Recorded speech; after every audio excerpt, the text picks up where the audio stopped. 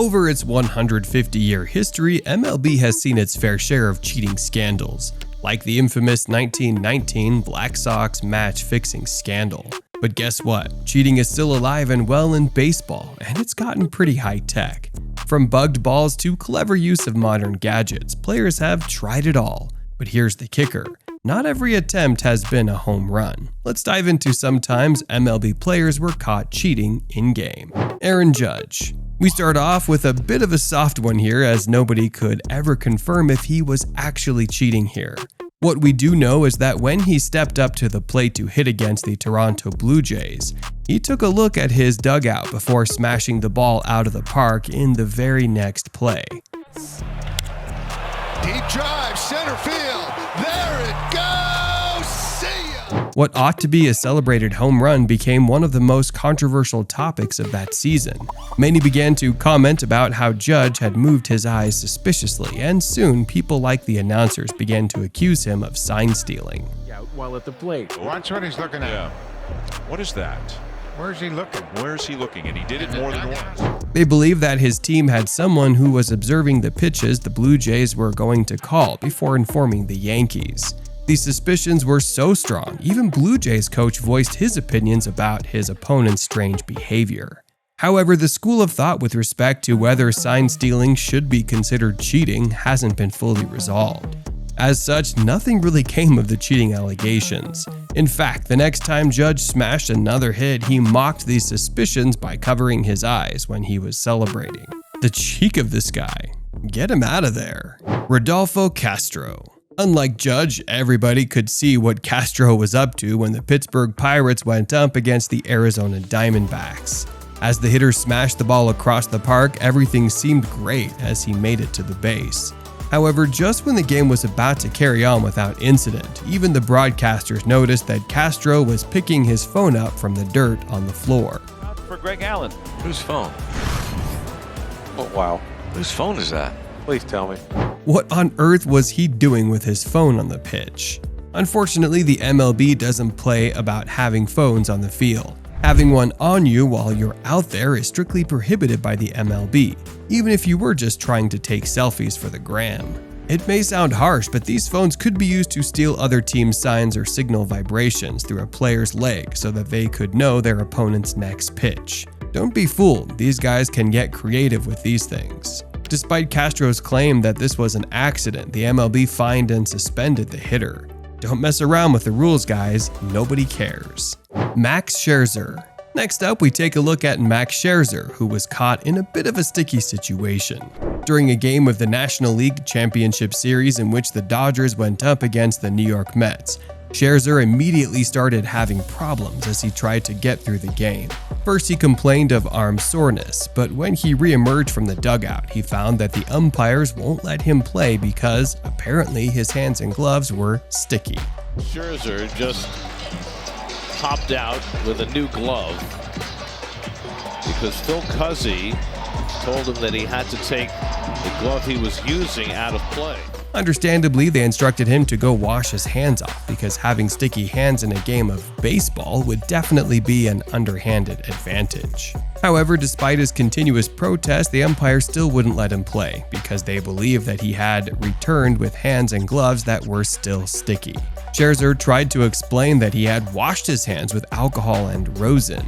Back out there after the third, with alcohol, I wash it with alcohol and rosin, and when I went back out there, the alcohol for a little bit there can be sticky in rosin, that can happen. So he's like, that's too sticky, you need to go back on there, wash it off again, and reapply. Maybe the rosin got sticky once he began sweating out there. Unfortunately for Scherzer, nobody was buying it at all.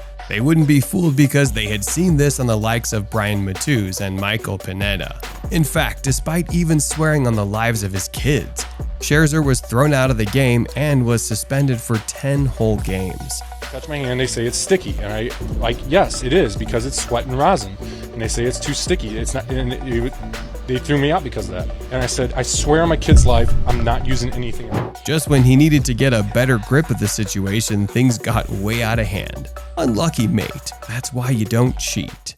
Barry Bonds.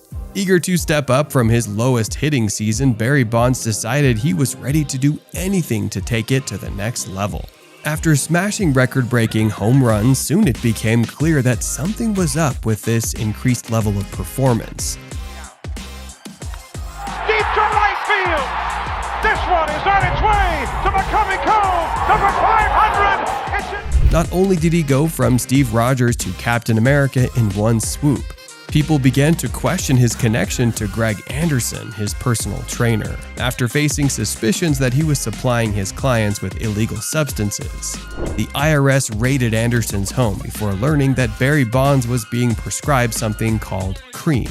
Although he claimed it was for the player's arthritis, Bonds' legacy came crashing down after it was determined that it was a performance-enhancing drug. Bonds' legacy was ripped to tatters.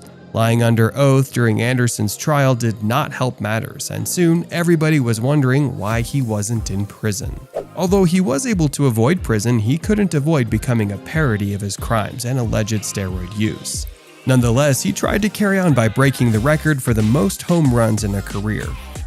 Been able to swing the bat. That is deep into San Francisco. Despite this achievement, Bonds' previous transgressions ensured that he was ridiculed even in the interview following that game. He wasn't even allowed in the Hall of Fame, and he isn't even in the video games. Such a shame. Sammy Sosa. What's worse, sticky fingers or a custom bat? Just ask Sammy Sosa, whose career was on a rise before he got slammed with these batting allegations.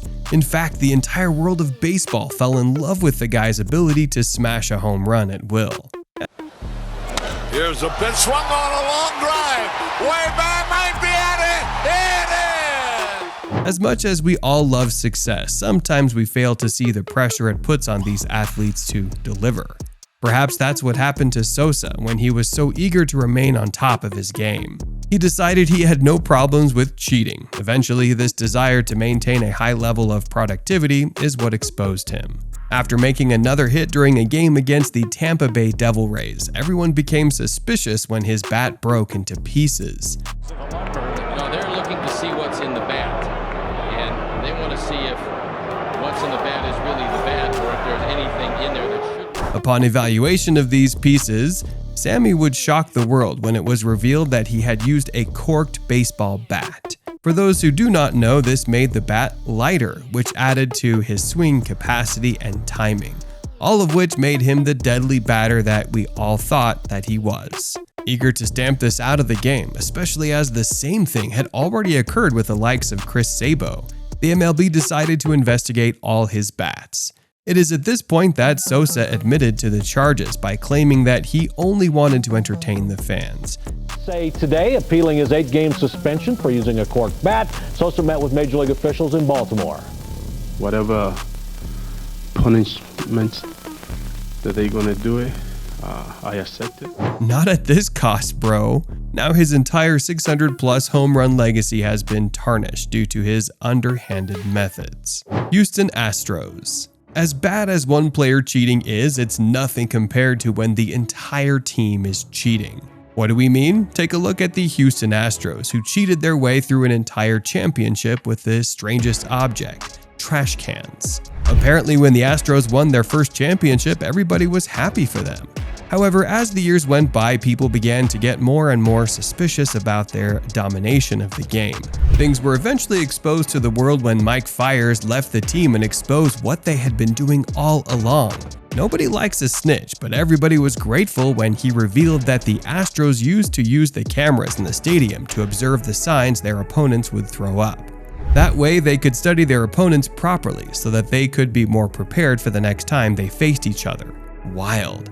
The crazier part was that when it was time to execute their knowledge during a game, the players would bang on the trash cans to let their on-field teammates know what was coming for their opponents. Crazy, right?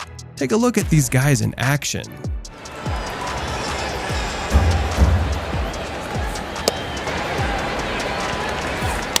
The evidence was clear because the Astros led the MLB with runs scored, best team batting average, and Jose Altuve, their star player, won the MVP award. To top it all off, the Astros also smashed through the World Series that season. Evidence even shows that Altuve was shocked by the hidden electric transmitter underneath his jersey. after he smashed that home run, even though he may have been able to hide the transmitter after heading to the dugout. His teammate lacked so much awareness. He was photographed with tape on his chest. Damn. Consequently, the MLB fined them heavily. Furthermore, there were a ton of bans and loss of draft places as well. Such a shame, as nobody can even consider them to be champions anymore. This is why you should never cheat, because the rest of the league dismissed their accomplishments. Even their fans now throw trash cans during their games. Big shame.